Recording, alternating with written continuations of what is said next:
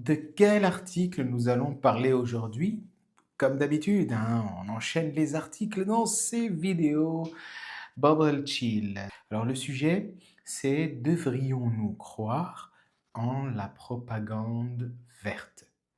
Il va y avoir ici 10 raisons clés de comprendre et éventuellement de s'interroger sur cette propagande verte.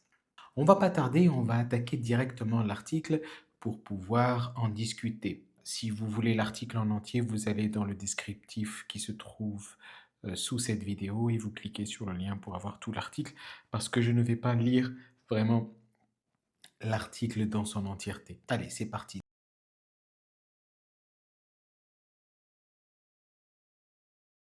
Donc le terme propagande verte fait désormais partie du langage courant. Certains y voient un signal d'alarme nécessaire pour la planète, tandis que d'autres le considèrent comme un outil de manipulation subtile qui rejette la faute sur les citoyens et loin des vrais coupables. Alors, devrions-nous y croire ou être prudent? 10 idées essentielles pour mieux comprendre la portée, les limites et les intentions derrière le récit vert. C'est à vous de décider quoi croire, hein. Moi, je ne prends pas parti ici, je ne fais que lire un article. Premièrement, parce que l'écologie est devenue un marché. On ne peut pas le nier. L'environnementalisme est devenu une industrie en plein essor.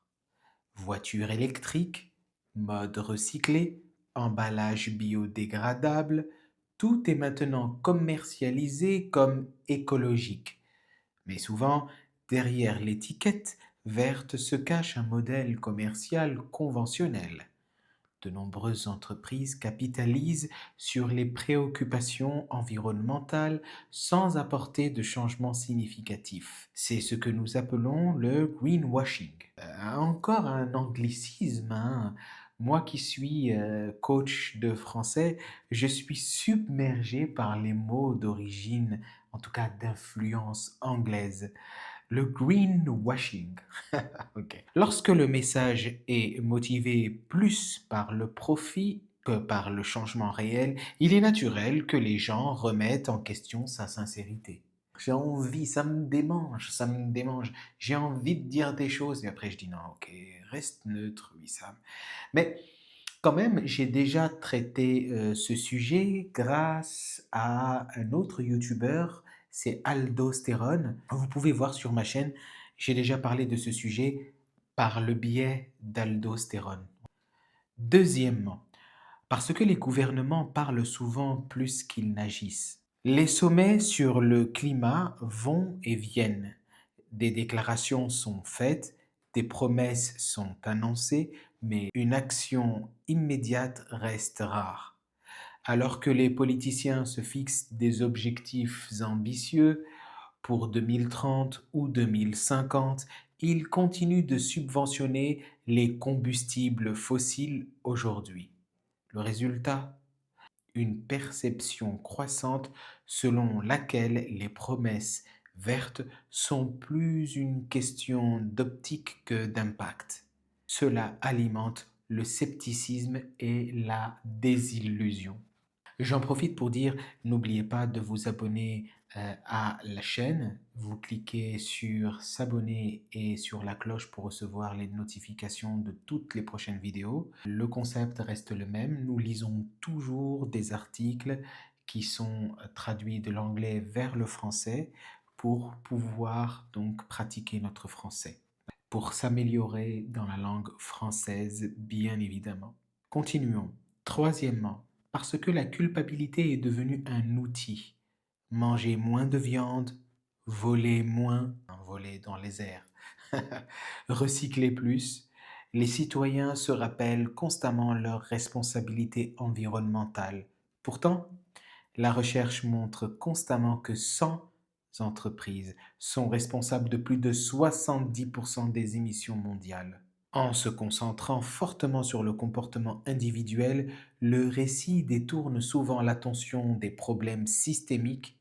S'agit-il d'un oubli ou d'une stratégie délibérée? Tout ça, ce sont des points qui qui sont à prendre en compte. Ça ne veut pas dire que dans cet article, ils prennent parti. Ils essaient simplement d'avoir une vision globale concernant ce sujet. Quatrièmement, parce que certains messages sont trop simplifiés. Pour être viral, un message doit être simple, mais les problèmes environnementaux sont complexes. Les campagnes s'appuient parfois sur des gestes symboliques comme l'interdiction des pailles en plastique qui représentent moins de 1% de la pollution plastique des océans, plutôt que sur une réforme systémique concrète, on va dire. Et cela sape encore une fois la confiance du public. Cinquièmement, parce que la peur est une épée à double tranchant. Des termes tels que catastrophe climatique, planète inhabitable et génération sacrifiée sont devenus monnaie courante. La peur est efficace, elle attire l'attention et suscite l'urgence. Trop de peur, quand on exagère, ça cause de la fatigue, de l'anxiété ou même de l'apathie. Certaines personnes éprouvent de l'éco-anxiété, tandis que d'autres rejettent entièrement le message. L'alarmisme constant peut se retourner contre ceux qui le pratiquent. Ça va être bon pour aujourd'hui, hein. Je pense que nous avons traité 5 points et on peut traiter les 5 autres ensemble. Vous cliquez sur le lien dans le descriptif.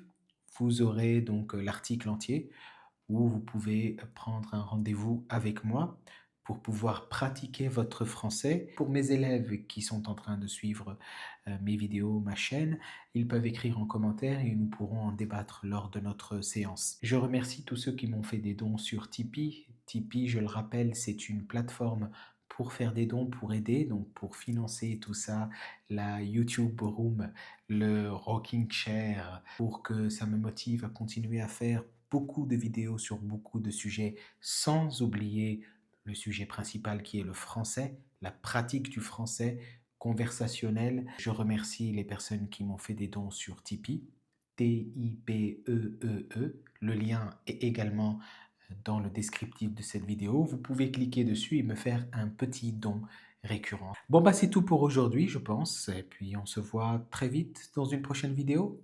Ciao les amis.